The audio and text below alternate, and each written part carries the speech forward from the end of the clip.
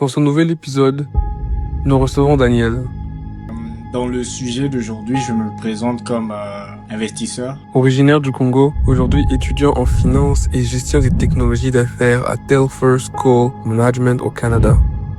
Quels sont les processus qui me permettent d'investir mon argent et comment le faire de façon plus efficiente, tout en évitant de prendre des risques démesurés, mais aussi d'espérer avoir une certaine valeur, un certain retour sur investissement lorsque j'investis mon argent. Il est aussi entrepreneur et CEO de Butterfly International. Quand on parle de liberté, non seulement la liberté de penser, mais la liberté aussi financière, qui te donne plus de choix afin de réaliser ce que tu penses bon pour toi sur cette ère. Certifié Boomerang Market Concept et CFA Investment Foundation avec une expérience en crowdfunding et en investissement en bourse. Si on doit revenir au private equity, le capital investissement bien sûr, c'est l'investissement dans les entreprises privées qui ne sont pas cotées en bourse. Comment Paul et moi saurons que notre investissement est en train de prendre de la valeur? Cela veut dire que ceux-là qui viennent utiliser votre plateforme ont ces millions et vous leur canalisez seulement où vous leur montrez les entreprises dans lesquelles investir. Le dernier F, 3 F sont des fools. Fools, en français on dirait les fous. Parce qu'il faut être fou pour investir dans une entreprise au niveau de sa création. Parce que on parle d'argent ici et on parle d'opportunités bien plus. Au-delà de l'argent, on parle d'opportunités. C'est Exactement. que quand tu commences ta start-up, la première source de revenus ou première forme d'investisseurs, ce sont la famille et les amis. C'est quoi le million? Le million. Oui. Ok, ça devient intéressant. Aujourd'hui, dans ce nouvel épisode, nous recevons Daniel, un ami et frère originaire du Congo, qui a décidé de lancer, ou plutôt de se lancer dans un univers que beaucoup considèrent réservé aux grandes institutions, qui n'est autre que l'investissement. Dans cette conversation, on va parler d'entrepreneuriat, d'investissement et des opportunités souvent ignorées en Afrique et surtout comprendre comment un jeune étudiant peut se frayer un chemin dans le monde exigeant de la finance. Si vous voulez comprendre comment fonctionne réellement l'investissement et découvrir des perspectives que l'on entend rarement, restez bien jusqu'à la fin et c'est parti. Alors, Daniel, tu Oui, nous as déjà fait le plaisir d'être l'un de nos premiers invités. exactement. Donc, pour ceux qui ne te connaissent pas, certes on t'a présenté ici en vite fait, dis-nous un peu qui est Daniel. On veut savoir qui est Daniel. Pourquoi les gens devraient écouter ce que Daniel a à dire? Qu'est-ce qu'ils ont à apprendre de Daniel? Bah, premièrement, c'est toujours un plaisir de passer dans votre podcast. Et c'est une joie énorme et une immense opportunité pour moi d'être ici. Alors, moi, je pensais que tu m'aurais présenté. Parce que, comme on dit, qui s'affirme s'infirme. Donc, je pensais que c'est toi qui qui aurais fait la biographie rapidement. Mais il y a pas de souci. On te Comme laisse, tu l'as bien dit, moi, c'est pas de problème. Moi, c'est Daniel Reborn. Je suis premièrement entrepreneur, comme je l'ai dit dans les récents podcasts. Et dans le sujet d'aujourd'hui, je me présente comme investisseur et aussi, bon, je suis actuellement étudiant en finance avec différentes certifications, notamment dans le domaine de la finance et de l'investissement. Donc, de façon très bref, comme activité, j'investis, comme toute personne devrait le faire. Voilà. Ok, super, super. Et donc aujourd'hui, comme on l'a un peu parlé, ou plutôt je pense ne pas l'avoir précisé, aujourd'hui nous allons parler du private equity. Ok. De ton point de vue, qu'est-ce qu'est le private equity et pourquoi on devrait en parler aujourd'hui? Alors, j'aimerais tellement répondre à cette question de façon très simple et bref, mais le private equity est quand même un peu plus plus global, si on peut le dire comme ça. Ok. Quand on voit private equity, en français, on dirait capital investissement. Et dans le domaine de capital investissement, il y a beaucoup, si je peux le dire, de stages d'investissement qui interviennent. Ok. Private equity, en des mots très simples, c'est de l'investissement dans le secteur privé, dans des entreprises privées, en quelque sorte. Parce que si vous êtes un peu plus dans un milieu occidental, il y a les entreprises privées et les entreprises publiques. Les entreprises publiques ici sont des entreprises qui sont cotées en bourse. Les entreprises privées sont des entreprises qui sont pas cotées en bourse. Alors, si on a une audience un peu plus congolaise, quand on parle d'entreprise publique, c'est-à-dire c'est pas l'entreprise détenue par l'État. Par contre, c'est une entreprise qui a fait selon la comptabilité OADA, on dirait qui a fait l'offre publique à l'épargne. Ok. C'est-à-dire qu'il a vendu une part de sa société au public, au grand monde. Donc tout le monde peut venir et se dire qu'il achète une part de l'action de l'entreprise. Mais au milieu occidental, ces transactions se font au niveau des marchés boursiers, dont les plus connus, le New York Stock Exchange, le Nasdaq, le CAC 40 en France, le DAX en Allemagne, etc.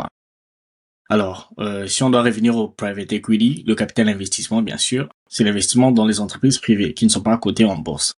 Et il y a différentes étapes qui interviennent dans ce domaine-là du private equity. Donc, si vous me le permettez, je peux commencer maintenant ou il y a une autre question. Parce que tu m'as demandé de définir, bien sûr. Non, je voulais que tu nous définisses ça selon ta propre observation. Tu vois, c'était important de souligner ça comme ça. Et tu l'as bien expliqué. En gros, pour résumer cela, ce sont des entreprises. Et le private equity, c'est tout simplement investir dans des entreprises qui ne sont pas cotées en bourse. Okay. Et toujours par rapport à toi, j'aimerais comprendre à quel moment as-tu commencé à t'intéresser à tout ce qui est investissement, finance? Qu'est-ce qui t'a causé ce déclic jusqu'à arriver au point de créer ta plateforme aujourd'hui? Ok. C'est bon. Il y a une question fondamentale qui que j'avais, je pense, soulevé ce point lors des récents podcasts. C'est la question, c'est comment être libre. Comment être libre. Quand on parle de liberté, non seulement la liberté de penser, mais la liberté aussi financière, qui te donne plus de choix afin de réaliser ce que tu penses bon pour toi sur cette terre. Et c'est à partir de cette question que tu te dis quelles sont les étapes qui me permettront d'être libre en tant que personne. En ce moment-là, l'un des outils qui te permet d'atteindre une certaine liberté, ça s'appelle l'argent. Bon, ici, quand on parle d'argent, vous comprenez déjà ce qu'est l'argent et ce que l'argent peut faire. L'argent vous donne plus de choix, etc. Je pense dans l'un de vos premiers podcasts, vous avez parlé de ce sujet-là. Les gens peuvent aller le suivre en détail. Alors, comment gagner de l'argent actuellement si pour que ça me permette notamment d'atteindre la liberté que je souhaite. Les processus, la procédure la plus connue, c'est d'épargner, c'est de gagner d'abord. Tu gagnes. Quand tu gagnes, tu dépenses moins que ce que tu gagnes. Et ce qui te reste, tu les mets à côté. Okay. Et quand tu mets à côté, tu investis. Alors, c'est au niveau de investi. C'est là, c'est à ce niveau-là que j'ai été plus intéressé à savoir comment je peux investir mon argent, l'argent que je mets de côté. Quels sont les processus qui me permettent d'investir mon argent et comment le faire de façon plus efficiente, tout en évitant de prendre des risques démesurés, mais aussi d'espérer avoir une certaine valeur, un certain retour sur investissement lorsque j'investis mon argent. C'est dans ce cadre-là que je suis tombé dans Je suis passé par le trading, premièrement. Là, je le faisais au niveau de Kinshasa. J'ai vu les failles et les quoi qu'il y avait avec le trading. Je me suis décidé de me spécialiser en finance en poursuivant mes études supérieures au Canada. Et c'est là que je découvre différents éléments qui me permettront plus tard, notamment de parfaire mon parcours sur l'investissement. Alors, comment j'en arrive au private equity et qu'on en parle aujourd'hui? Pour être bref, comme on l'a dit récemment à Kinshasa, il y avait une start-up, on avait un incubateur de start-up et on accompagnait ces start-up-là à se développer et à encaisser un certain nombre de financements venant non seulement de leur famille, amis et mais aussi des investisseurs providentiels, ce qu'on appelle les business angels. Alors, quand on parle de famille, amis, c'est le stage 1 de l'investissement dans une startup. On parle de business angel, les investisseurs providentiels sur le stage 2. Là, on parle des fonds en seed. Et malheureusement, à Kinshasa, on n'a pas ça, ce qu'on appelle les venture capitalistes. Venture capitalistes en français, je ne sais pas. Les VC, c'est beaucoup plus un système qui est aux États-Unis, en France peut-être, et au Canada ici. Les ventures capitalistes font partie du stage 3 et à partir du stage 4, là on parle des fonds d'investissement. On voit plus les Blackstone et les Sequoia Capital, etc. Donc ça, ce sont là les 4 stages d'investissement et tous ces stages-là font partie de ce qu'on appelle le private equity. Pourquoi? Parce que ce sont des fonds qui sont investis dans une entreprise qui est privée. Comprenez? Et lorsqu'une entreprise dépasse le stage 4, en ce moment-là, lorsqu'elle cherche à lever plus de fonds, elle fait ce qu'on appelle une introduction en bourse, une IPO. Et quand elle fait une IPO, en ce moment, elle devient publique et n'importe qui peut aller dans un marché boursier, acheter l'action de l'entreprise qui est cotée en bourse. Là, c'est je pense, on l'a dit, l'introduction en bourse. Ok, c'est intéressant. Bah, j'avais jamais vu ça comme ça. Moi, j'ai une question. Oui.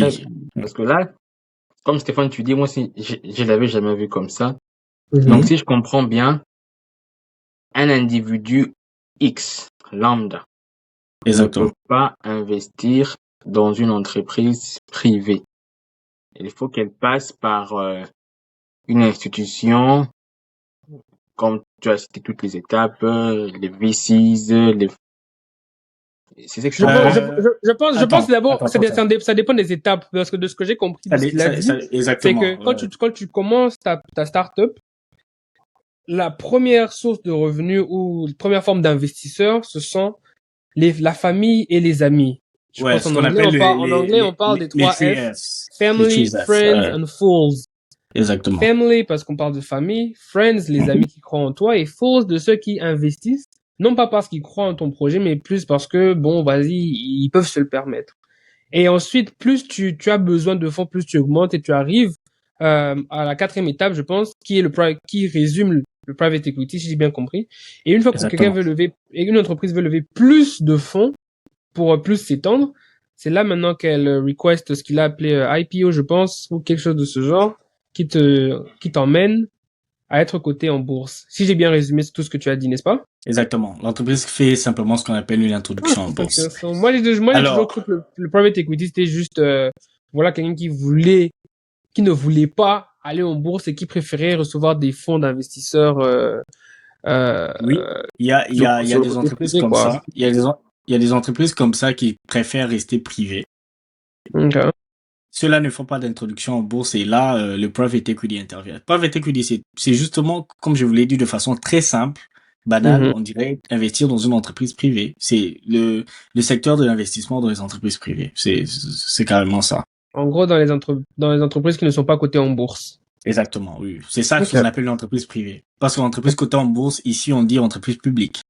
Ok. Mais à ne pas confondre avec, je pense, l'entreprise publique de chez nous, là, qui sont dirigées par l'État. Exactement, oui. Et pourquoi ta plateforme? Pourquoi, comme tu nous as si bien expliqué, pourquoi ne pas juste investir dans des plateformes qui existent déjà? Pourquoi aller jusqu'à créer Exactement. ta plateforme tout en sachant que le marché, il est assez conséquent et Mhm. les épreuves ou les raisons d'abandonner ne manquent pas?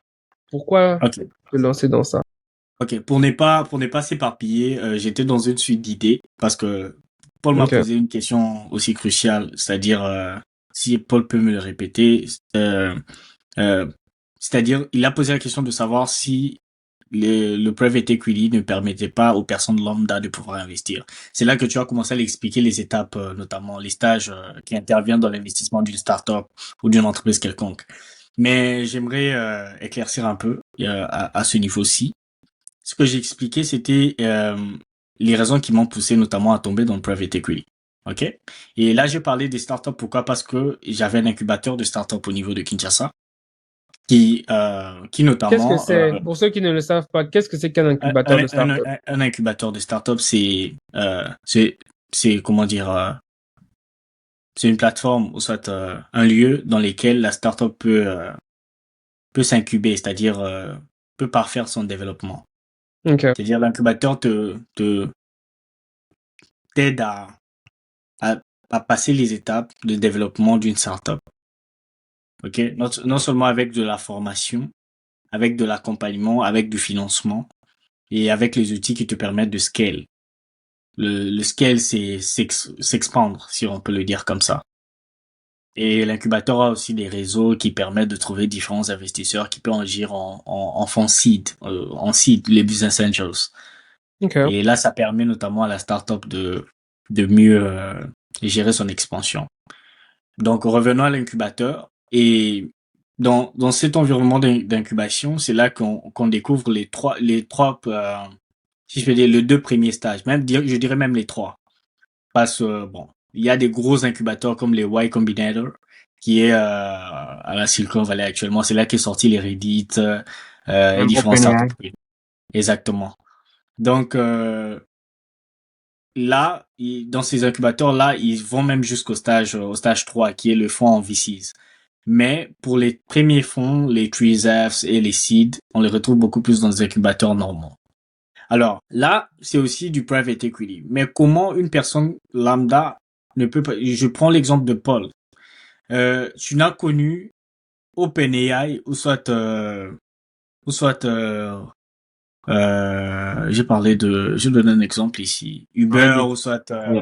Il y a ouais, Reddit, exactement.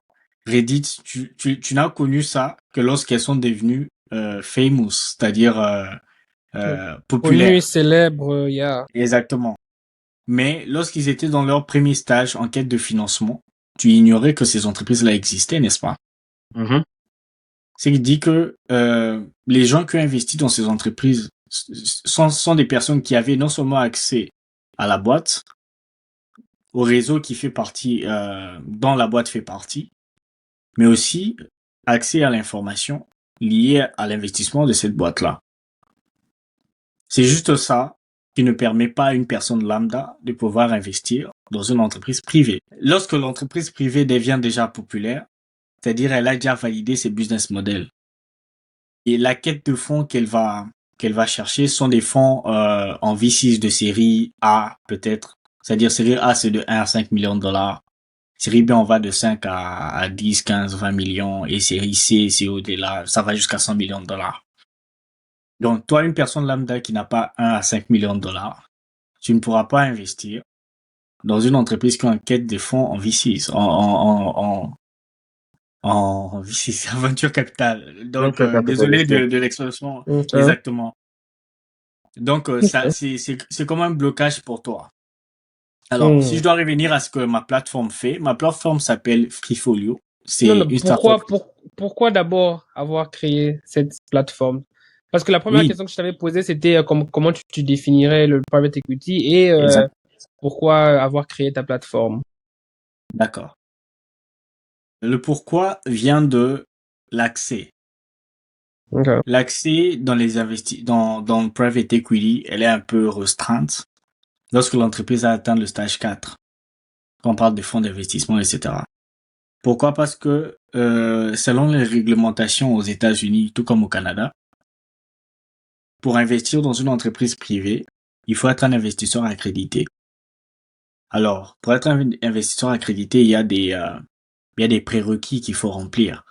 Non seulement avoir un revenu au-delà de 250 000 $, il faut avoir un patrimoine qui s'élève à plus d'$1 million pour avoir cette accréditation. Pour une personne lambda, c'est pas évident. Quand on parle déjà de 250 000 de revenus, on voit déjà, tu es au-dessus de la classe moyenne. C'est costaud, c'est très costaud. Et avec un patrimoine de plus d'$1 million, t'es vraiment largement au-dessus de la classe moyenne. Donc, ce qui fait que les personnes qui investissent dans le private equity, ils ont beaucoup plus, ils participent beaucoup plus à la croissance de l'entreprise et peuvent faire des retours sur investissement conséquents, différemment des personnes qui investissent dans l'entreprise lorsqu'elle est cotée en bourse. Ok? Pourquoi? Parce que lorsque tu investis dans un early stage, au début de la croissance de l'entreprise, bon, tout investissement est un risque. Donc c'est pas dit que lorsque tu investis, ça va toujours monter. Donc ça peut faire l'effet inverse. Mais lorsque tu investis, par exemple, supposons que tu aies investi dans SpaceX de Elon Musk, qui n'est pas encore coté en bourse, mais son introduction en bourse est prévue cette année. Lorsque SpaceX a commencé, elle a cherché certainement des investisseurs. Elle a respecté les stages d'investissement, elle est allée en VCs, etc. Il y a de business angels. Bon, Elon Musk était déjà milliardaire en ce moment-là, donc il a mis son argent, etc. avec des investisseurs. Il y a eu des fonds d'investissement qui sont venus déposer leur argent aussi. Mais pour une personne lambda, c'est restreint. Tu ne peux pas accéder à ça. Voilà pourquoi le pourquoi de ma plateforme, c'est de permettre à une personne lambda d'investir dans le private equity, qui est privé à cause de l'accès, qui est privé à cause du manque d'information. Si je peux dire manque d'information, c'est-à-dire tu n'as pas l'information que telle entreprise existe, telle opportunité existe. Donc la plateforme te permet d'accéder à l'opportunité et à l'information. Mais aussi, ça te permet d'avoir un marché secondaire. Donc ça résout le problème non seulement pour la personne lambda, mais aussi pour l'entreprise qui cherche du financement. L'entreprise qui cherche du financement va trouver une certaine communauté et peut trouver un marché secondaire. Pourquoi? Parce que les problèmes des entreprises privées, c'est de trouver un marché secondaire pour de la liquidité. Je donne un exemple pour mieux l'expliquer. Supposons que tu es investi dans une entreprise privée, ok? Du fait que tu n'es pas coté en bourse, tu ne peux pas vendre les actions de ton entreprise en bourse non plus. Mm-hmm. D'où tu dois trouver pour acheter l'action que tu souhaites revendre. De façon simple, je pense que tu comprends. Vous comprenez? Jusque là, on te suit. Donc, si tu ne trouves pas des personnes pour vendre d'actions, bah tu ne vends pas. Tu dois attendre qu'une personne. Et cette personne-là, si l'action par exemple vaut 100 000, 200 000 $, cette personne-là doit avoir les capacités nécessaires pour pouvoir acheter l'action.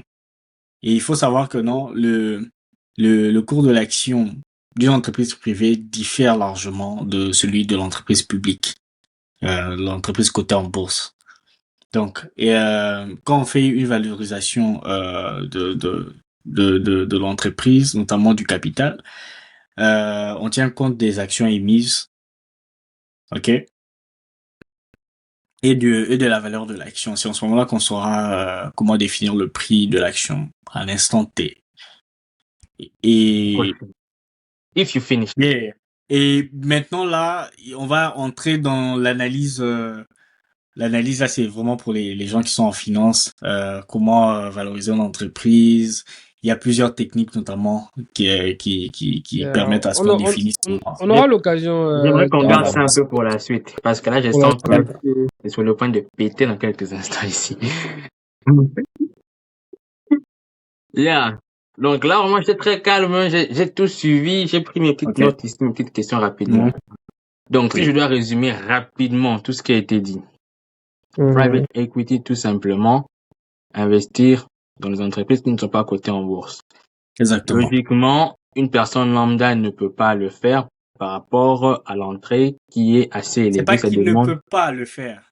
Enfin, il peut, mais je parle d'une personne lambda. On parle d'une personne Voilà, lambda, oui. donc une personne qui n'est Oui, pas peut le faire. accréditée Non, c'est que je ne veux investisseur, pas. une Ce que je ne personne veux qui pas, n'a... c'est juste la confusion.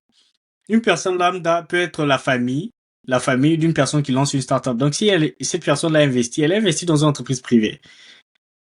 Je sais pas si vous me Ok. comprenez. Ok, je Donc, vois. C'est ta c'est Ok. possible, définition. mais Je oui, pense qu'il juste faut qu'on pour se ne retrouve pas. d'abord sur la définition d'une personne lambda. C'est là Exactement, d'abord. oui. Non, non. Si on part dans l'exemple qu'il a donné, ok, tout le monde peut le faire parce que je peux créer mon entreprise. Si par Exactement. exemple, mon entreprise a besoin de 10 000 $, je peux venir vous voir. Chacun peut mettre 1000. Exactement, Ça oui. Ok, y a pas de souci. Là, je comprends. Donc, on comprend que voilà, une personne investit dans une entreprise qui n'est pas encore cotée en bourse, donc qui est Exactement. privée. Exactement. Maintenant, tu as mentionné toutes les étapes, all the Mhm, stages of mhm, the growth of a mhm. company. Yeah. Maintenant, parce que là, tu répondais à la question de pourquoi tu as créé ta plateforme, qui est Freefolio. Freefolio. Merci. Maintenant, Freefolio maintenant s'insère dans quel stade? Vous agissez dans quel, est-ce que vous agissez dans le stade où l'entreprise a besoin de business angels ou vous agissez dans le stade où l'entreprise est comme VCs? Là, c'est la première question. OK. Deuxième question. J'avais déjà dit, hein, Paul, il va pas te lâcher. J'avais déjà dit, Oh, moi. ça, J'avais ça, déjà dit, moi. Moi, sont j'étais des très très bonnes calme, je questions, en vous ai tout cas. laissé parler, j'étais très calme, j'essayais de comprendre. Deuxième Ce sont des question. très bonnes questions, oui. Parce que parce que quand tu me dis que, ok, vous investissez, c'est toi qui investis, ou Mm. soit c'est les gens qui, à travers ta plateforme, comme par exemple des plateformes comme Robinhood ou toutes ces plateformes, tu permets à ces gens d'avoir d'investir dans ces compagnies, ou soit tu agis comme fonds d'investissement, tu Mhm. récoltes leur argent et toi OK. maintenant, On crée un entité, véhicule d'investissement. si OK. tu investis. Yeah. Si tu peux un peu nous situer à ce niveau-là. Nous éclaircir un peu. C'est une très bonne question. Juste la première, je vais commencer avec la première question pour savoir dans quel stage, OK, d'investissement la plateforme intervient. Et je dirais beaucoup plus au stage si je peux le comparer VCs. This Pourquoi is qui est le VCs? stage 2, Le stage 3. 3. Ok. Il y a le stage 1, Trees. Le stage Mhm. 2, les fonds les seeds. Et aussi, pardon, juste en mentionnant, VC, c'est quelle tranche d'investissement on Somme. apporte? La série, Yeah. série A, B, C, bon, en série A, je dirais, à partir déjà de série A. C'est quoi, le million? Le million, oui. Ok, ça devient intéressant. Le On million. y va maintenant. On aime les D'accord. chiffres, nous, on aime Yeah. les chiffres. Pourquoi à ce stage-là? Il faut comprendre que il y a aussi des étapes de développement de la startup, d'une entreprise. Bon, ok. Il y a la création, bootstrapping. L'argent qu'on cherche chez la famille, les amis, etc., c'est peut-être pour développer un produit, développer le MVP, le peut-être minimum viable product, si c'est une entreprise vraiment qui commence à partir de rien. Et les fonds de création, quand vous investissez dans un produit, c'est un risque élevé à 100% parce que le produit ne peut ou n'est pas rencontrer les besoins Du marché. du marché exactement. C'est que à ce stage-là, la personne lambda qui ne te connaît pas, ne viendra pas mettre son argent à ce stade. Pourquoi? Parce que ce n'est qu'une idée qui n'a pas encore pris forme. C'est là qu'on va, les amis, et même le dernier F du 3F, on dit fools. Fools, en français, on dirait les fous. Parce qu'il faut être fou pour investir dans une entreprise au niveau de sa création. Paul, je Alors. pense que ça, c'est toi et moi, hein. Et il y a le stage 2. Les fous. Les fous. Il y a le stage 2 qui sont, où on voit ici les business angels. Okay. Alors, les business angels, lorsqu'ils viennent, c'est en ce moment-là, c'est vraiment pas pour scale, mais beaucoup plus pour vous permettre d'atteindre ce qu'on appelle, de valider votre business model, en quelque sorte. Mm-hmm. C'est-à-dire, Okay. il y a déjà eu un MVP qui a reçu différents feedbacks. Et il y a quand même un certain, comment je dirais, un certain Marche. background, si je peux le dire comme ça. Ok. Une certaine, certaines données qui vont dans le sens du développement de votre produit. Et en ce moment-là, le Business Angel ne vient que renforcer, en fait, la validation de votre business model. Alors, c'est lorsque vous avez validé votre business model et que vous cherchez à scale, ok, c'est en ce moment-là que vous cherchez à vous expandre, à étendre votre marché, en fait. C'est en Mhm. ce moment-là que vous allez chez des VCs. Alors, quand je parle d'étendre le marché, je vais donner l'exemple d'une entreprise très connue. On va prendre Facebook pour que les gens se retrouvent, en fait. Mhm. Vous savez que Facebook, ça a commencé avec FaceMatch, ça a coulé, et puis Facebook, Mark à l'université de Harvard, etc., tout ça. Ils lancent Facebook, les étudiants se connectent à fond, ça fait ça fait planter les serveurs de l'université. Mark, il est appelé au comité disciplinaire, etc. Facebook fait un tapas, ils vont dans d'autres universités, les gens entendent parler de Facebook, etc.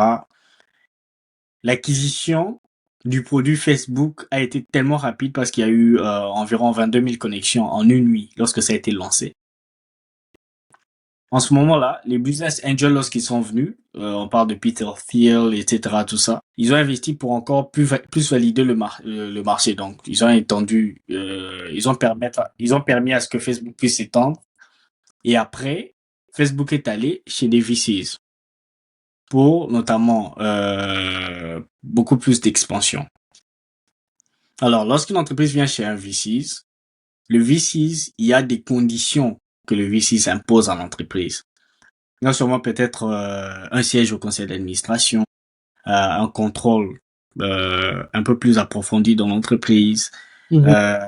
ce qui ne donne pas beaucoup plus de liberté, si je peux le dire comme ça, au fondateur Le fondateur même, on peut le changer. Ah Ça arrive ouais. des fois. Oui, oui. Lorsque vous allez Je pense que c'est chercher un des peu fonds. ce qui s'est passé avec le gars de Apple. Si je dis pas de bêtises, à un moment. À un moment Bon, là, donné. Apple, on l'a viré, mais l'entreprise était déjà bien assise. C'était Ah, ok. plus au stade, oui, c'était déjà carrément bien assis au niveau Mhm. on l'a viré. Ok. Mais je dirais le stage de seed, je dirais que c'est comme Mike Markula est venu avec 89 000 dollars investir lorsqu'ils étaient en garage là. Notamment parce qu'il y avait une personne qui avait fait une commande d'un nombre tellement élevé des ordinateurs Apple à l'époque. Mais bref. Donc, ma plateforme intervient à cet instant-là. Pourquoi? Parce que il y a déjà un business model qui est validé. Donc, Mhm. l'analyse du risque et la présentation du risque euh, aux utilisateurs de la plateforme, elle est beaucoup plus modérée et beaucoup plus. On a quand même des données qui peuvent nous permettre de mieux analyser la boîte qui vient chercher du financement. Le problème aussi, c'est ça. Je vous le dirai, bon, je pense que je peux le dire maintenant. L'analyse au fait du risque au niveau de la plateforme est fait avec une intelligence artificielle qui est notamment entraînée à tirer certaines données cruciales pour telle ou telle entreprise et ressortir un score de risque de 1 à 10 qui permet notamment à l'utilisateur de voir que non, voilà, quand je vois une entreprise qui s'affiche dans la plateforme Freefolio, voici son score de risque et voici un commentaire quelconque dans lequel si je peux investir ou non. Et Et pour bon, être sûr, toutes ces entreprises ont déjà validé leur oui, oui, MVP. il y a déjà eu validé le business model. Ils sont maintenant en quête d'expansion. Et en quête d'expansion, ils cherchent des montants à 1 million, 5 millions de dollars, etc.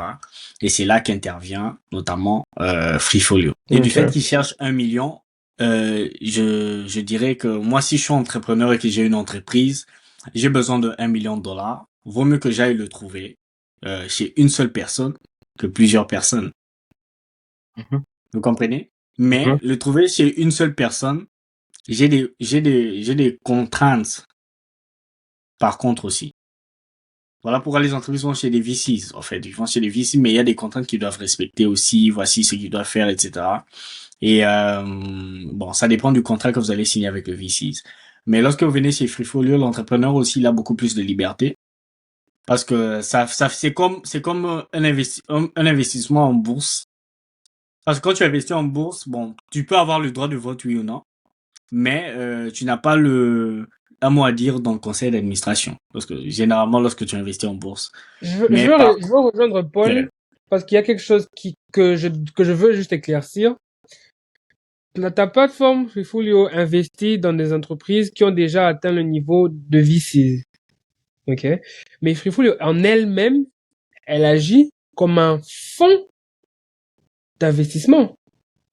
Dans le sens où tu récupères, comme tu l'as dit, plutôt que de prendre 1 million chez une seule personne, tu récupères 1 million auprès de différentes personnes et avec cet argent, vous investissez dans l'entreprise X ou Y. Je t'explique maintenant comment ça fonctionne. Bon, je peux pas l'appeler fonds d'investissement, mais je vais Non, t'expliquer comment il j'ai fonctionne. juste mis ça comme ça pour Exactement. définir que vous Il y a récoltez pas de l'argent souci. des individus Il y a pas et de souci. vous la placez dans une entreprise. Exactement. Il y a pas de Donc, souci. c'est- Je m'explique. ok. Il y a une technologie dans Freefolio qu'on a appelée la tokenisation. Alors, tokenisation grâce à la blockchain en ce moment-là. Non seulement pour plus de clarté et pour moins de fraude. Parce que la blockchain, elle est, on peut pas modifier ou soit, voilà, c'est pas facilement malléable avec la blockchain. Donc Ok. c'est pour garantir notamment la sécurité d'investissement pour nos utilisateurs. Alors lorsque l'entreprise vient, il dit que non, je cherche 1 million de dollars. L'équivalent de 1 million de dollars sur ses actions, il va émettre notamment l'équivalent de 1 million de dollars. Il va émettre le nombre d'actions équivalent à 1 million de dollars. Ok. Lorsqu'il émet le nombre d'actions équivalent à 1 million de dollars, la plateforme Freefolio tokenise l'action en des fractions de tokens, qu'on va appeler des tokens. Mm. Donc, je suis une entreprise Paul Stéphane. Paul Stéphane émet, on va diviser 1 million de dollars par 100 000. Il émet 100 000 actions. 100 000 actions à un prix bon, on dira 10 000 actions. 10 000 actions à un prix de 100 dollars. Ok. OK? 10 000 actions à un prix de 100 dollars. Et quand il émet 10 000 actions, nous on tokenise chaque fraction, chaque 100 dollars de l'action en tokens. Donc, un token vaut 100 dollars. Pendant que monsieur Paul Stéphane recherche 1 million, mais dans la plateforme sont des tokens, c'est 10 000 tokens de 100 dollars, 100 dollars, 100 dollars chacune. Tu Hmm. comprends? Oui, je Et vois. là, Donc ça, en gros, c'est un peu comme vous agissez un peu comme les brokers pour ceux qui veulent investir en bourse, euh, Bookers, plus ou Bookers. moins. Bon, je mets ça dans le Bon, sens si où. Booker, courtier, bon, si tu veux dire courtier, on est termes plus simples pour la Ok, compréhension. ok. Oh, sorry, à courtier. Vous agissez plus ou moins comme un courtier. Pour la compréhension, oui. Ok. Mais voilà, ce que je t'explique ici, c'est comme cela que notre technologie fonctionne. C'est-à-dire, l'entreprise Paul Stéphane vient chercher 1 million de dollars et les met 10 000 de ses actions à 100 dollars. OK? Ces Mhm. actions sont transformées en jetons qu'on appelle des tokens, qui vaut Donc, chacune 100 dollars. Maintenant, il y a ce qu'on appelle une levée de fonds, notamment, qui se fait dans Freefolio. Les utilisateurs de Freefolio, lorsqu'ils viennent, ils voient l'entreprise Paul Stéphane avec l'IA qui a déjà analysé les risques liés à cette entreprise-là et défini le score de 1 à 10. Et la personne voit les analyses un peu plus approfondies. La personne peut entrer en contact avec les fondateurs de l'entreprise pour plus d'explications, pour plus de documents, etc. Alors, lorsque la personne est convaincue, elle prend 100 dollars ou elle peut prendre 200 dollars pour acheter deux tokens, soit elle peut prendre 10 000. Elle achète tous les 10 000. Et là, il y a euh, une barre de progression, notamment de la levée de fonds. Donc, le fonds ne sera validé que si l'investissement atteint les 1 million de dollars.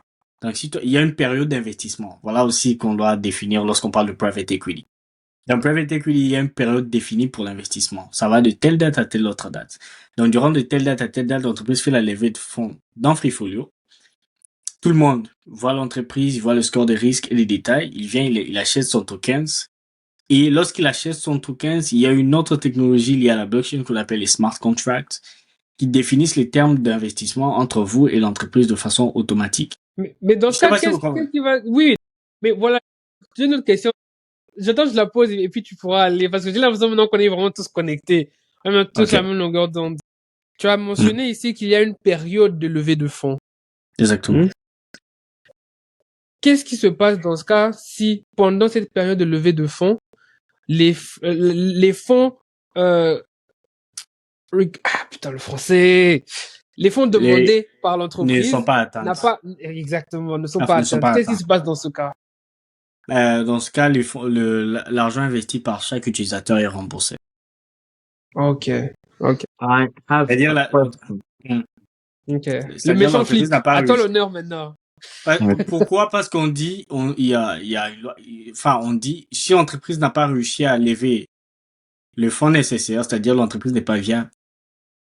Ok. Si vous ratez votre levée de fonds, c'est-à-dire vous faites déjà une très mauvaise réputation parce que vous n'avez pas réussi à convaincre l'audience que voilà, vous êtes viable et vous méritez un financement. Voilà. Je savais pas tout ça, hein. Je savais vraiment pas tout ça. Ça, c'est intéressant. Moi, Alors, ma Paul. question, elle est, parce que comment tu expliques ta plateforme, ce qui est vraiment intéressant, ça m'intéresse beaucoup. Ça sonne comme si vous êtes une private equity fund. So, like, you guys, just like a regular funds, vous collectez En des termes l'argent. simples, nous sommes une plateforme d'investissement, donc private equity. C'est très simple comme ça. Non, parce que si on le dit simplement comme ça, Oui. comme ça, Oui. lorsque je me décide d'attaquer cette simplicité, ça devient complexe. Ah, ok. Parce que comment? Parce que quand tu dis que c'est une plateforme, il permet aux gens d'investir. Je suis tout à fait d'accord. Mais maintenant, lorsqu'on rentre dans la définition du private equity et que toi-même tu as spécifié à quel niveau vous vous insérez, c'est au niveau des VC, tout en sachant que les VC, on parle du million, tu as donné les chiffres. Et quand tu dis que c'est une personne qui utilise votre plateforme, donc cela veut dire que ceux-là qui viennent utiliser votre plateforme ont ces millions et vous leur canalisez seulement ou vous leur montrez les entreprises dans lesquelles investir. Non, c'est pas pas ceux qui viennent ont des millions.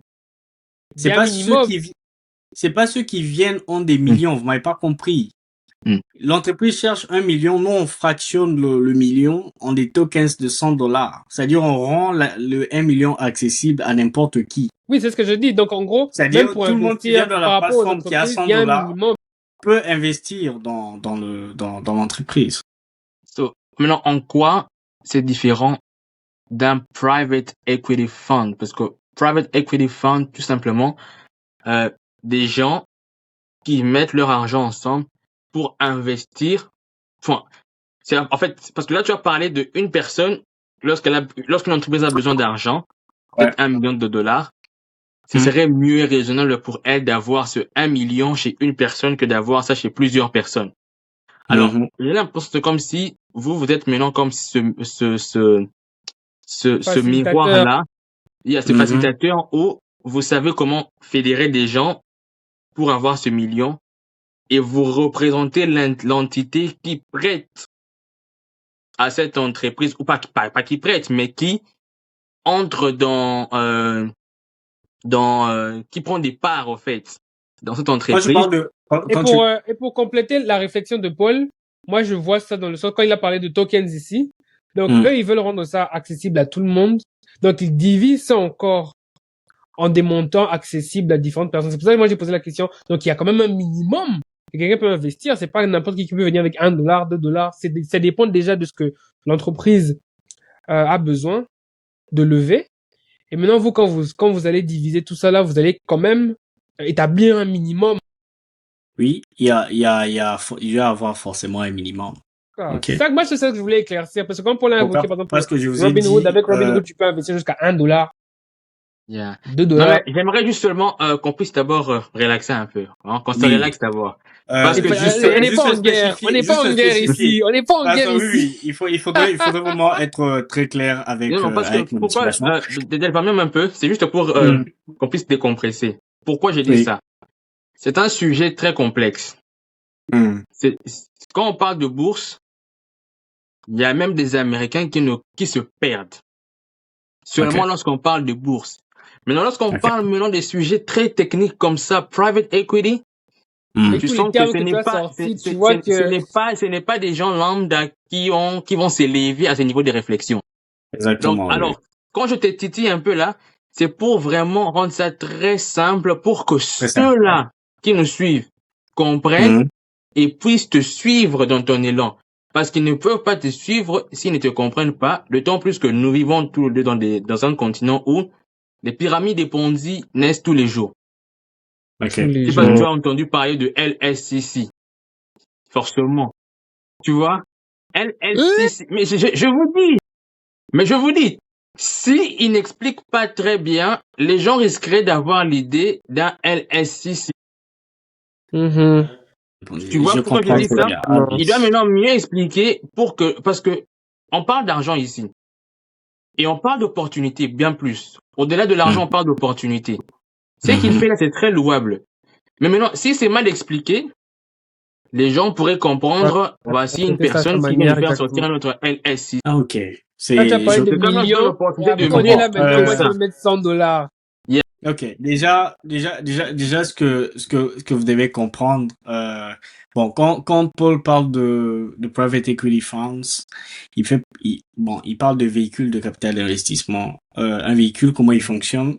C'est-à-dire, comme tu as dit, vous fédérez des gens qui investissent un certain nombre de montants et avec votre véhicule, vous allez investir dans une entreprise privée. Mhm. Alors, ça se fait, ok? Il y a plusieurs façons d'investir dans le private equity, etc. Et, et comment je peux le dire? Blackstone, je prends l'exemple d'un fonds d'investissement. Même Blackstone, les fonds qu'il investit sont des fonds des personnes qu'il a fédérées, lui aussi, Mhm. ok? Qu'il a Yeah. fédérées et puis qui investit dans les entreprises privées. Que ce Mhm. soit les VCs, les venture capitalistes, sont des fonds des personnes de tel millionnaire, etc. Ils ont constitué ce qu'on appelle un VCs, qui est aussi un véhicule d'investissement, de Mhm. lesquels ils vont investir dans l'autre. Investi. Yeah. Maintenant, la différence au niveau de Freefolio, c'est-à-dire, elle donne la liberté, en fait, à, à chacun de, comment je dirais, de prendre sa décision d'investissement d'abord lui-même. Ok, c'est différent de Blackstone. Blackstone, vous mettez votre argent et vous faites Puis c'est elle confiance. qui C'est choisit les elle qui entreprises dans Il définit lesquelles. Oui, choisit oui. dans laquelle exactement quelle investir. entreprise. Mais Freefolio, d'où son nom d'abord Freefolio, Freedom Portfolio. Ce qu'elle fait, c'est-à-dire elle, elle, enfin, elle te donne en fait le pouvoir de diversification de ton investissement à travers le private equity. Voilà pourquoi on dit Freedom Portfolio, portefeuille de liberté. Donc, tu as le libre choix de choisir dans quelle entreprise tu investis dans Freefolio et la sécurité est garantie par une blockchain. Alors, quand je parle de blockchain ici, il faut pas faire allusion à la crypto-monnaie. Parce que là, on va encore revenir Yeah. à la pyramide de Ponzi, etc. Tout ce Aïe, qui, aïe, aïe, aïe, Yeah. aïe. exactement, tout ce qui, PTSD, en fait, PTSD. c'est tout à fait normal dans la psychologie humaine, tout ce qui est lié à l'argent est accompagné aussi de tout ce qui est fraude, etc. Tout ça. Mais bref. La blockchain ici n'intervient que pour la tokenisation, comme je vous l'ai dit, c'est-à-dire pour fractionner euh, la valeur de l'investissement, mais aussi pour garantir la sécurité de l'investissement, c'est-à-dire le contrat qui vous lie avec l'entreprise dans laquelle vous investissez. Ici, on a parlé des smart contracts. C'est-à-dire, on a juste automatisé de façon plus sécuritaire le processus d'investissement dans le private equity et on l'a rendu accessible à n'importe qui. Quand Ok. tu dis qu'avec Robinhood, quand tu dis qu'avec Robinhood, tu peux investir $1, Alors, là, maintenant, ça dépend de l'entreprise qui vient émettre ses parts dans Freefolio. Il peut dire que non, pour lui, il émet pour $1 million, il émet 1 million De part. de parts à $1. Et en ce moment-là, le Bien. jeton va Maintenant, valoir $1. Nous, ce qu'on a bien. fait, on a Ok. apporté la technologie, Mhm. non seulement pour l'entreprise pour fractionner et avoir des smart contracts, mais aussi pour l'utilisateur, l'investisseur lambda, d'avoir accès à l'entreprise privée. Je sais pas si tu comprends. Donc, nous, Yeah. on fait le lien grâce à la technologie à l'entreprise privée et l'investisseur lambda. L'investisseur qui n'a pas d'accès au private equity et l'entreprise qui cherche du financement sans pour autant avoir différentes contraintes qu'il peut trouver dans des fonds d'investissement ou soit dans des VCs. Et quand une entreprise vient dans Freefolio, elle a aussi accès au capital, c'est-à-dire il y a de l'argent disponible, des personnes qui cherchent des opportunités. Et si lui pense que non, lui c'est une opportunité qui peut attirer différentes personnes, eh bien il vient dans Freefolio. C'est justement ça. Mais considérer Freefolio comme un véhicule d'investissement, c'est pas comme ça qu'on agit en fait. Ok. Parce que nous, on l'analyse se fait avec l'intelligence artificielle aussi. Ça, c'est un point qu'on soulève. Et on donne la liberté à, à qui que ce soit de faire sa propre analyse aussi, parce il y a des garanties qu'on impose, notamment non seulement à l'entreprise, mais aussi à l'utilisateur. Et Freefolio, avant, bien sûr, il faudrait savoir que actuellement Freefolio, il est encore en processus alpha. C'est même pas encore bêta ni public. Vous comprenez? N'importe qui ne peut pas télécharger Freefolio aujourd'hui et investir. Non. Ok. C'est un processus qui s'est fait parce qu'il y a des réglementations qu'on doit respecter. OK? Parce que ce soit aux États-Unis, mais aussi ici au Canada. Et c'est lorsqu'on va atteindre ces réglementations, tout l'argent investi, c'est régulé. Donc, on est contrôlé régulièrement. Et au Canada, ça blague d'ailleurs pas pour lorsqu'il s'agit de l'investissement, que ce soit aux États-Unis aussi. Donc, Yeah. voilà ce que je peux dire Ok. jusque-là. J'attends ta Ok. question. Yeah, I'm listening. Investissement. Attends un instant. Véhicule d'investissement, il faut comprendre aussi la définition du véhicule Ok. d'investissement. Pas comme un fund. Vous n'êtes pas comme un fund. Ouais, pas comme un fonds, exactement. Pas comme un fund. Donc, Enfin, je voulais maintenant arriver. Donc, on the ends, hein, du côté de l'entreprise qui vient lever les ok. fonds. Oui. Comment, parce que tu as parlé de une personne, l'entreprise veut 1 million et c'est plus simple Mhm. d'avoir ça, c'est une personne que chez plusieurs Ok. personnes.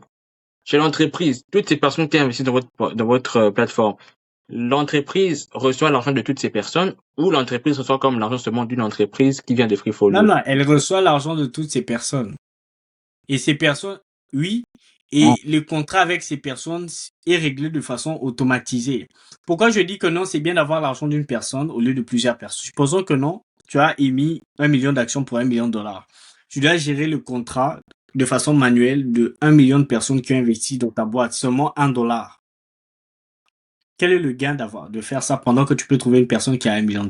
Pourquoi? Parce que la gestion de la paperasse d'1 million Emmanuel. de personnes et elle sera plus compliquée parce qu'il faudrait savoir quand est-ce que tu fais le retour. Enfin, à chaque fin d'exercice fiscal, il y a ce qu'on appelle le partage des dividendes, bien sûr. Tu Si, bien dois sûr, répond, reverser si, il paye. exactement. Et cela, il faut gérer 1 million de personnes. Ce qui dit qu'il te faut une plus grande ressource humaine capable de pouvoir gérer cela.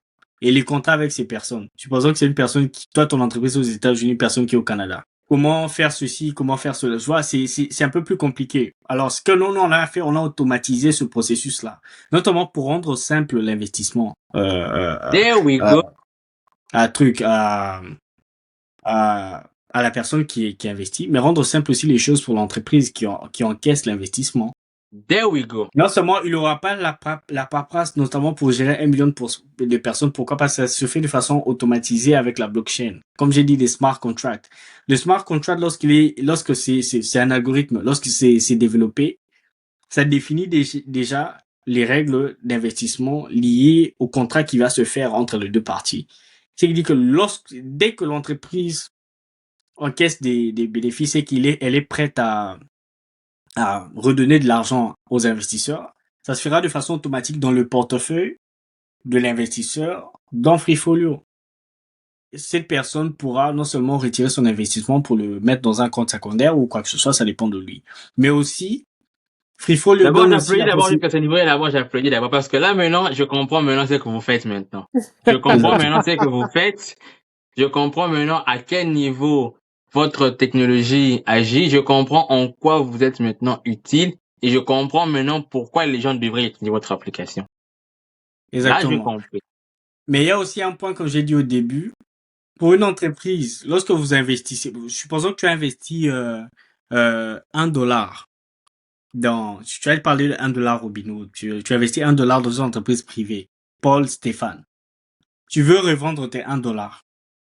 Comment tu fais? Il faut avoir un marché secondaire disponible, en fait. En bourse, c'est très simple. En bourse, lorsque tu as acheté une action, tu peux retourner en bourse, revendre l'action. Parce qu'il y a un marché secondaire disponible pendant les heures d'ouverture et de fermeture de bourse. Je regarde Exactement. ça based on the Exactement. volume. Mais avec le private equity, c'est pas comme ça que ça fonctionne. Il faut un marché secondaire disponible pour de la liquidité. Alors, si toi tu as besoin d'avoir $1 maintenant, urgence par exemple, que non, voilà, il faut que au long larin. Bon, tu dois tu Et dois peu vendre importe la raison, oui. Exactement. Donc, tu vas chercher un moyen de vendre ton action à l'instant T. Sauf qu'à l'instant T, si tu n'as pas une personne disponible pour acheter, c'est compliqué. Freefolio remédie à ce problème-là, notamment lorsque tu vas retourner seulement dans Freefolio, revendre ton action à une personne disponible qui cherche un investissement dans telle entreprise. Ok. C'est ça crée aussi un marché secondaire aux personnes qui souhaitent revendre leur action. Voilà. Donc, là, maintenant, nazoboa kosto comment les banques si vous prenez la Freefolio. Donc, si je comprends bien maintenant, toute entreprise qui veut lever des fonds a intérêt à travailler avec Freefolio parce que elle a en face d'elle des gens qui sont prêts à investir. Mais également, Freefolio l'aide dans la gestion des contrats puisque ça ne sera plus manuel, ça sera automatique. Exactement. Et ça la permet de structurer toutes ces plusieurs personnes puisque vous avez la blockchain, ça sécurise tout cela. Exactement. Et du côté de l'investisseur, ça lui permet de pouvoir investir à moindre frais dans des entreprises qui ne sont pas cotées.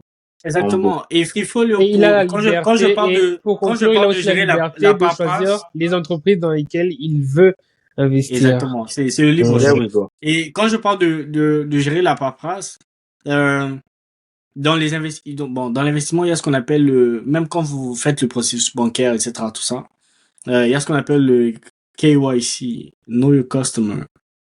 C'est-à-dire, on fait une vérification de vos identités. OK? C'est-à-dire, tu ne peux pas ouvrir un compte bancaire, ou soit même utiliser un courtier avec un compte réel. En fait, s'il n'a pas fait le Know Your Customer, c'est-à-dire, vous envoyez vos... les passeports, les d'identité et tout. Votre preuve d'adresse, tous ces genres de choses-là. Il sera sûr que c'est vous et n'êtes pas... Exactement. Et puis encore, lorsque tu veux ouvrir un compte sur marge au niveau d'un broker, ça va un peu plus loin, il faut déterminer tes revenus, etc. Tout ça. Freefolio remédie à ce problème-là aussi. Pourquoi? Parce que l'utilisateur, lorsqu'il vient dans Freefolio, il passe ces étapes-là de vérification avant d'ouvrir un compte dans Freefolio. C'est que l'entreprise, lorsqu'il vient encaisser l'investissement, il a déjà une data. Donc, une preuve que non, voilà, l'investisseur, il est vérifié. Et la vérification se fait via un tiers, un partenaire de Freefolio, qui est notamment une entreprise qui est spécialisée dans la vérification des données comme ça. Ok. Et en ce moment-là, comment vous gérez les données des personnes? Même au niveau de... Comment vous gérez les données des personnes? C'est leur partenaire qui gère ça. Comment on gère quoi? Les données des personnes, les données personnelles. Personnes qui viennent investir. Leurs données personnelles. Là, il y aura un processus légal, qui définira notamment les confidentialités et les policies. Comment vous gérez ça? Comment vous gérez ça? Est-ce que vous avez un partenaire qui gère ces données personnelles? Oui, il y a un partenaire qui gère et qui est spécialisé dans ça. dans ce processus légal. L'autre Ouais. question maintenant que j'avais, j'aimerais qu'on puisse aller de bout en bout. On a parlé de comment investir dans les entreprises. Maintenant, comment encaisser les gains? Comment la personne voit parce que là, ce n'est pas la prise de la plus-value de l'entreprise n'est pas comme sur le marché boursier où chaque jour tu as un truc qui montre comment l'entreprise est Le en train de marché, s'apprécier. Là maintenant, comment la personne va Ok, je évaluer comprends ta question. la Voilà, plus-value de son action? exactement. Dans le private equity, il y a plusieurs façons de définir la valeur d'une entreprise. Bon, là, on va entrer dans des termes techniques de la finance. Pas Pas nécessairement. Mets un peu Bon, d'eau dans les vins, rends ça un peu je simple. vais essayer d'expliquer de façon simple. Bon, on prend un véhicule, ok? Lorsque tu as un véhicule, tu achètes un véhicule, déjà lorsque tu démarres le véhicule, sa valeur chute, n'est-ce pas? Ben, si, Supposons que tu l'as roulé, etc. Quand tu veux le revendre, revendre le véhicule, comment tu définis le prix? Ben, par rapport aux concurrents, combien ils ont Exactement. déjà, c'est une idée. Exactement. Je prends la maison aussi. Tu as acheté la maison, n'est-ce pas? Mhm. Tu as habité, etc., etc. Tu as confectionné. Comment tu définis la valeur de la maison lorsque tu veux la revendre? Il y a bien sûr les voisins dans la zone, combien. C'est pareil avec une Propriété du entreprise marché. privée. Ok. C'est comme cela que la valeur de l'entreprise privée fonctionne, en quelque Donc, sorte. je prends un autre exemple. Je vais prendre un exemple juste pour Pour qu'on être soit simple, sur la même longueur d'onde. pour que vous Si compreniez de façon simple. si on a, disons que Paul et moi, via Freefolio, avons investi dans une entreprise de tech qui agit un peu comme, je dirais, une entreprise de sécurité. On va mettre ça comme ça. Qui investit Ok. dans la sécurité. Mhm. Comment Paul et moi savons que notre investissement a pris de la valeur? Est-ce qu'on va juste comparer ça aux autres entreprises qui font la même chose Ah, que celle dans quoi on a investi? ok. Ou, Vous voulez savoir tu vois un comment il peu, définit Attends, comment Paul et moi saurons que notre Mhm. investissement est en train de prendre de la valeur? La valeur. Oui, la valeur, c'est pas vous qui la définissez, mais c'est le marché. Il y a un principe Oui, économique. mais comment nous on sait ça? Parce que comme Paul a dit, ce n'est pas comme en bourse où tu vois le cours du marché régulièrement. Dans le private equity, comment ça se passe? Ok, C'est ça que nous on veut savoir. Je comprends mieux votre question Parce actuellement. que je sais pas, je mets de l'argent et puis basta. Tu vois, quand je mets de l'argent, je veux que cet argent me génère Oui, quelque chose. du fait qu'aussi la règle lorsqu'une entreprise est en bourse définit que notamment l'entreprise peut faire les publications de ses livres, etc. pour définir notamment voilà, ces états financiers sont publics lorsqu'une entreprise est cotée en bourse, mais quand c'est privé, c'est un peu plus restreint. Alors Via il y a Freefolio, je précise, hein, là pas c'est via comment les autres Freefolio, fonctionnent. Via exactement, Freefolio. c'est via Freefolio, c'est-à-dire pour tout investisseur qui investit dans telle entreprise, il y a un comment dire si je peux le dire comme ça, un espace privé dans Ok. lequel il y aura des informations liées à leur investissement pour définir à quel stade et notamment leur investissement par rapport à la valeur de l'entreprise. Mais la valeur de l'entreprise n'est pas définie par Freefolio ou soit par vous. La valeur est définie par le marché à travers le principe économique général qui est l'offre et la demande. I have a question. Because, Voilà. je sais pas, l'anglais vraiment, c'est en train de... Non, mais mes collègues. Je suis bilingue. est-ce que comme moi vous sentez la qualité, hein, du contenu? Non, c'est plus Il y a, qu'excellent. c'est plus qu'excellent. Donc, c'est des choses sur lesquelles je dis que moi-même je ne savais pas. Ok. Tu vois. Et on a Daniel qui nous explique tout ça gratuitement, hein, les abonnés. C'est pour ça qu'il faut partager. Parce qu'à ce stade, malheureusement, on sera, ou heureusement, pour vous et pour nous, on va faire une partie 2 parce qu'on ne peut pas tout résumer en un seul épisode, sinon on sera ici pour 6 heures. C'est ça. Donc Daniel, That's really encore très interesting. heureux de t'avoir. Mhm. Mais Paul, vas-y. Moi, ça fait Vas-y avec plaisir. en tout ta cas. question. Vas-y Paul avec ta question pour qu'on s'approche un peu de la fin de l'épisode parce que Daniel, je te dis Paul, il ne va pas te lâcher. Il ne va pas Non, te moi, lâcher.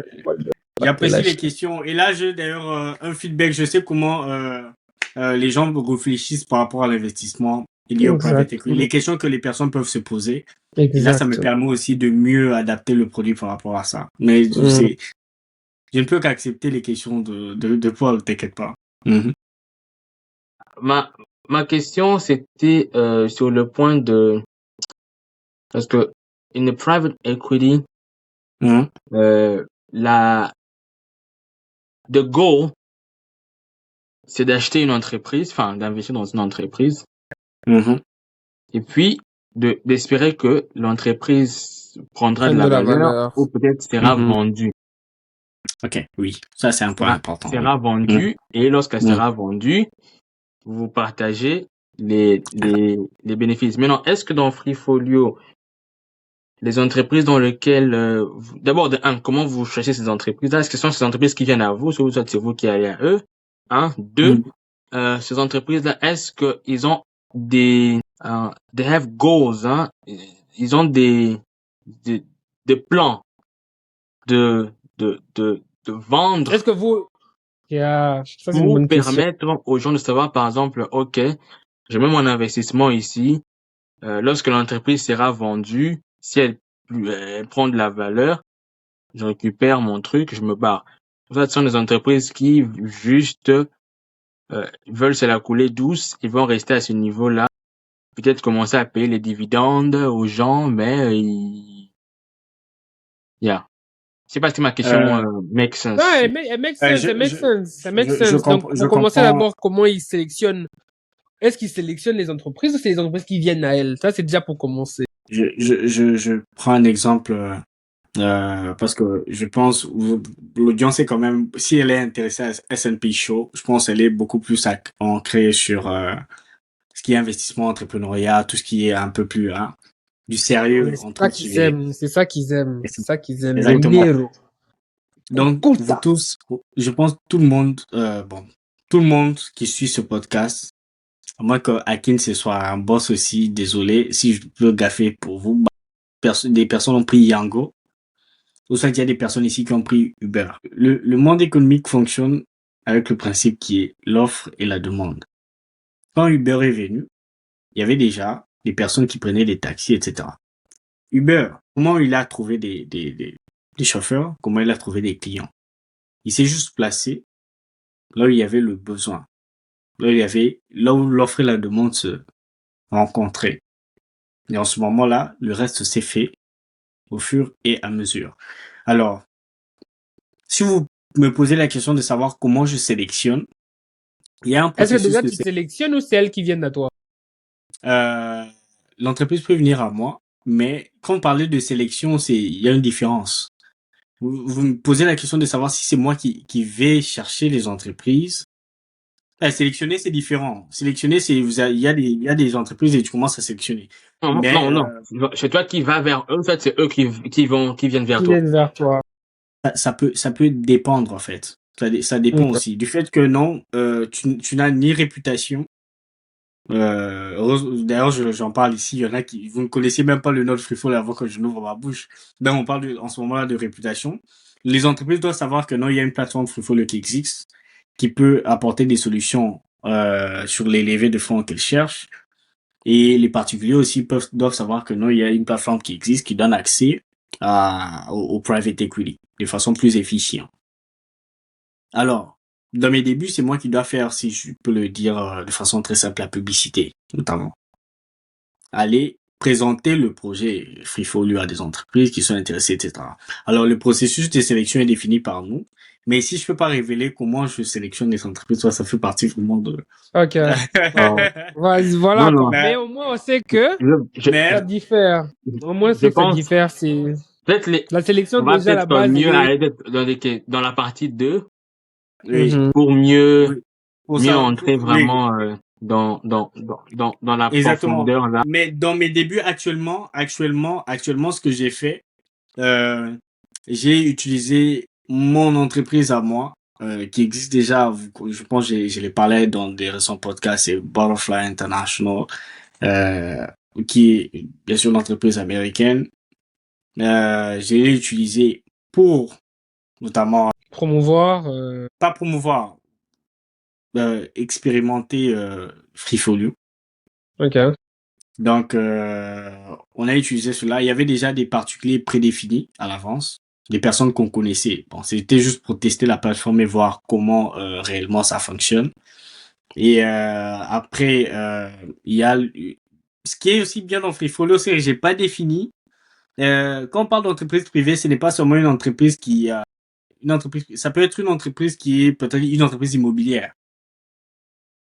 On peut tokeniser aussi Juste en un chutant. immeuble. Pardon? Juste en chutant. Oui, En oui. chutant. En chutant, on peut tokeniser aussi un immeuble, en fait. On peut tokeniser chaque, Il y a donc chaque en appartement.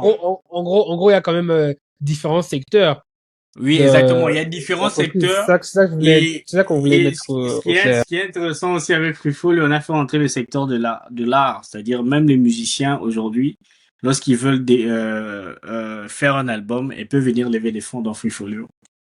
Ok. Et Freefolio, maintenant, on va tokeniser ce qu'on appelle les royalties. Mais là, on va l'expliquer de façon un peu beaucoup On plus va détaillée l'expliquer à la prochainement. partie Là, c'est la 2. partie Mais, 2. La partie mais 2. s'il faudrait savoir actuellement si c'est nous qui allons vers les entreprises ou les entreprises viennent vers nous, actuellement, on doit faire la publicité. Nous allons vers les Les entreprises. entreprises Ok. pour proposer notre solution, pour qu'elle soit connue premièrement. Et quand on Ok. aura une certaine notoriété, eh bien, l'effet, ce sera de façon automatique. Il y en a qui Mhm. viendront. Et sinon, on trouve qu'il y a une certaine opportunité. Par exemple, supposons qu'il y a SpaceX.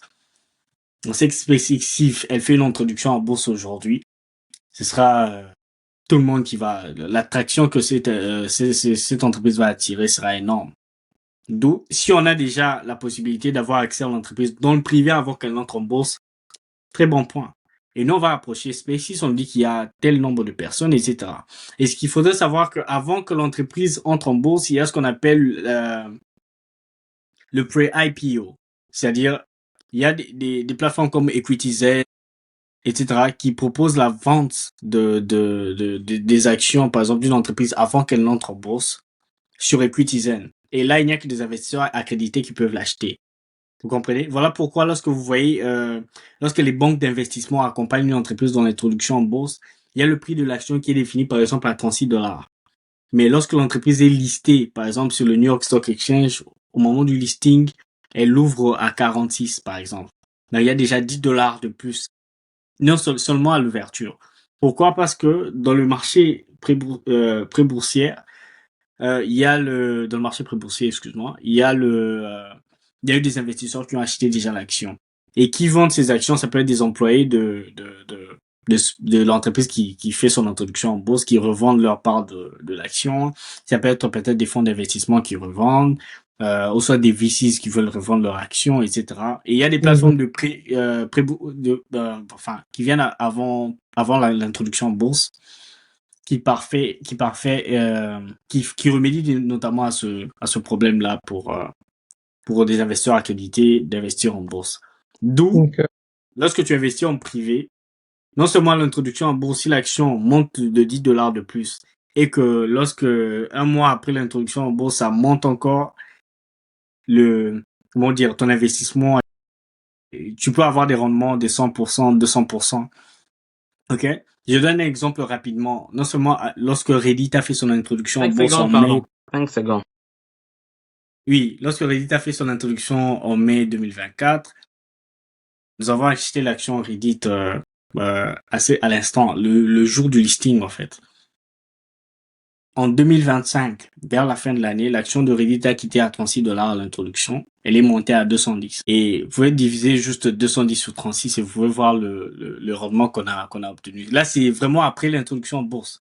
Mais supposons que tu avais acheté l'action lorsqu'elle était encore en privé, etc. Mhm. À savoir aussi que les actions cotées en bourse, il y a des classes d'actions. Il y a les actions de classe A, les actions de classe B, les actions de classe C. Les prix de l'action de classe A, B et C diffèrent. Et le droit de vote et ainsi de suite diffère de l'action de classe A, B et Et C. Bon, là, c'est bon, vraiment, ça Partie c'est c'est 2. des vraiment éléments un peu professeur par plus, partie voilà. 2. Mais quoi qu'il en D'où, soit, quoi... voilà. Oh, tu avais encore quelque chose à rajouter? Désolé. Oui, d'où un adage pour, comment dire, résumer le tout. Mhm. C'est toujours mieux d'investir dans quelque chose qui n'est pas encore famous, c'est-à-dire populaire. Parce que lorsque c'est déjà famous, la valeur n'est plus ce qu'elle Non, était mais, avant. Ok? yeah. Lorsque les gens déjà entendent parler lorsque vous avez su que non, voilà, telle entreprise existe, il y a déjà des gens qui ont gagné de l'argent sur cette entreprise-là. Donc, Donc, il faut être toujours parmi les personnes qui viennent tôt. Mais tout investissement incombe des on risques. porte des risques. Oui, ça peut être positif ou négatif. Ok. Mais pour gagner de l'argent, il faut prendre des risques. Mhm. Mais en tout Malheureusement, c'est cas, la loi. yeah, en tout cas, pour résumer cette excellente partie 1, tu nous as expliqué concrètement ce qu'était le private equity et comment ça fonctionnait, parce que même Paul l'a mentionné plusieurs fois, et lui et moi ne savions pas concrètement. On pensait qu'on savait, on connaissait les bases, mais on se rend compte que il y avait de ces données qu'on n'avait pas encore.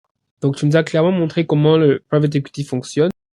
Tu nous as introduit à ta plateforme, tu nous as expliqué à quel niveau d'investissement ta plateforme elle investit et Mhm, euh, pourquoi les gens devraient passer par chez Folio mhm. plutôt que de chercher, je suppose, à atteindre le niveau d'investisseurs accrédités qui demandent un certain Même s'ils cherchaient, ce niveau serait de pas si simple. qui demande à aller jusqu'à ce niveau d'investissement. Mais quoi qu'il en soit, dans la partie 2, nous allons un peu plus aller en profondeur de pourquoi quelqu'un ne devrait pas plutôt investir en bourse plutôt que d'investir dans le private equity. Quel type bon, après c'est vrai qu'on a déjà abordé le type de projet dans lesquels vous investissez, le type de secteur, excuse-moi, dans lesquels vous investissez, mais je suppose que dans la partie 2, nous allons entrer encore plus en profondeur sur le private equity. Donc aussi pour ceux qui ont des questions par rapport à tout ce qui s'est dit aujourd'hui, Dans les n'hésitez pas à laisser commentaires. ça en commentaire surtout pour que Daniel puisse aussi les voir et y répondre. Et voilà, je pense que c'était un peu tout pour cet épisode. Franchement, merci à vous qui êtes arrivés jusque-là. Merci à toi encore, Daniel. Merci à Paul avec ces questions pertinentes. C'est comme ça qu'on aime les choses ici au S&P Podcast. Parce que comme on l'a dit, notre mission est d'inspirer, d'éduquer et de connecter cette nouvelle génération de personnes qui osent penser différemment. Et on voit qu'aujourd'hui, Daniel, qui est étudiant, je précise encore, congolais, se permet de nous parler du private equity comme il l'a fait, on ne peut qu'être fier. N'est-ce pas, Mais Paul? malheureusement, étudiant, oui, On les gens va, peuvent penser que expérience, il n'y a pas d'expérience. on va Mais enregistrer, ne il t'en faut fais mettre les pas. T'inquiète, certificats qui ont. t'inquiète, on va arranger ça. Ça c'est entre toi et moi, off camera. Donc, ce sera un peu tout pour cet épisode, les amis, et on se revoit dans la partie 2. Allez, à toutes! Yeah.